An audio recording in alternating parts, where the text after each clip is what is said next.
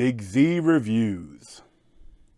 Sandman is a new Netflix series that just came out, and it's an adaptation of Neil Gaiman's famous classic graphic novel of the same name, and I really enjoyed it.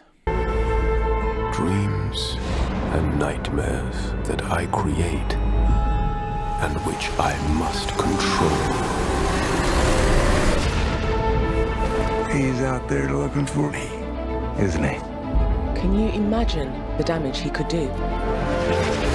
So for some background, I don't think I've ever read the actual original graphic novel, The Sandman. I think I have it on my shelf, but never got around to reading it.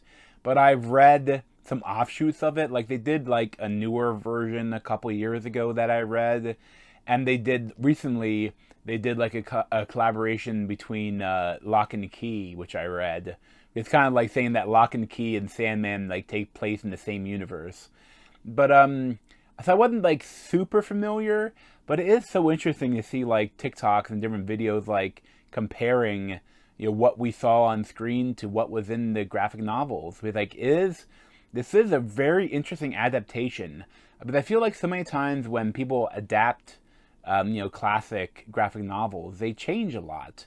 But then sometimes, like in ones like 300, like they kind of just do whatever's on the page. They kind of use it like as they kind of just do what's on the page, and they create it in film, and they use that to inspire it.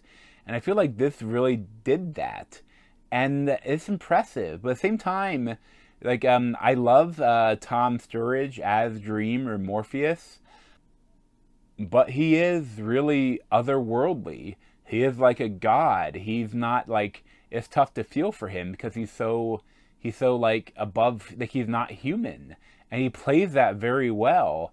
But at the same time, for most of the story, for most of the show, it's tough to root for him. But like he's like for the first like 6 episodes of the show, like for episode 1, like he's a human being like traps him in like a cage for 100 years. And being trapped for 100 years probably even makes him even more otherworldly because he kind of hates humans now. And he's always been a little otherly. But like after being locked for 100 years, he has to come back. He has to get his devices. He has to get his mask. He has to get his sand. He has to get his ruby or jewel or whatever it is. And he has to build the dream world back, to what, because now it's decrepit and destroyed. And kind of each episode, like for the first time, like each episode is like completely separate from almost the rest of the show, and it's kind of tough to get into it at first, especially because like they had the one that the Constantine, like they like she like is really interesting. I loved that episode. Like, it was, but she's like, she only appears for 1 episode. And I'm like, can I see more of her? And they go into the other stuff. And it's like, oh, I don't really care as much about this one. But, oh, well, I guess I gotta keep going. Like, but then at a certain point, like, like the last 4 episodes, like 6, 7, 8, 9, 10, or 7, 8, 9, 10, there are when the actual season starts. Like, they are, each episode is like the same characters, and they're building a story. Like, it's so interesting. Like, I feel like if it wasn't a streaming show, you never do that. But the first 6 episodes are like all introduction, kinda, like introducing you to the character of Dream, and it's interesting because like you don't have anyone to root for because Dream is so otherworldly, and you have people come in for that 1 episode, but then they're gone. They never show up again. But then in the last 4 episodes, you have Unity Kincaid, played by Sandra James-Young, and that is like the viewer's character, and that's like the start of the show almost. And she is like the granddaughter of the last person alive that had sleeping sickness. It's like when Dream was trapped, like a bunch of people like never were able to sleep, and other people like fell asleep and never able to wake up, and that like so that she was like the last surviving one. But like her mother had died recently, and that the father and mother is separated, and she's trying to find her brother, but she can't like find him.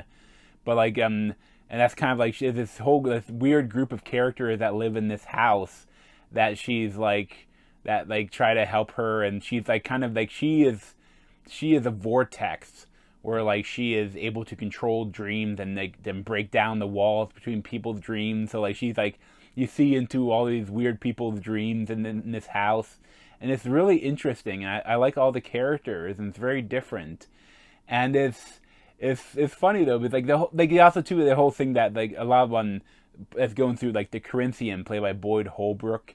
He's also like a nightmare that is kind of with dream being locked up has been able to run free in the human race, inspire a bunch of serial killers. So like there's a lot of stuff like there's this whole like serial killer convention, like, and this it's really interesting. It's a lot of fun and it's different, and it's like I absolutely love these last 4 episodes, and it also too I think it gives Dream starts to become it gives a little more humanity. But there's also the great episode with Death that gives him more humanity. But so many times it's so interesting because like I love the show, but it's odd. Like the show doesn't start till episode 7, you know. But I'm not sure like what we'll do next with it. Like if it does get a season 2, like will it be again? Every episode will be like a different story, or will it be an overarching story like the last 4 episodes? Like it'll be really interesting to see. But I did love it. I did really enjoy it. It's just some of it's just kind of odd. But I would have highly recommended though. I mean, Tom Sturridge is amazing as Dream, and like everyone, the whole cast is excellent. Everyone else, like I really loved everyone in this, and I liked the show a lot. Probably give it like 8.75 out of 10. But thanks for watching. If you want to see more of me, you can subscribe down below. Thanks.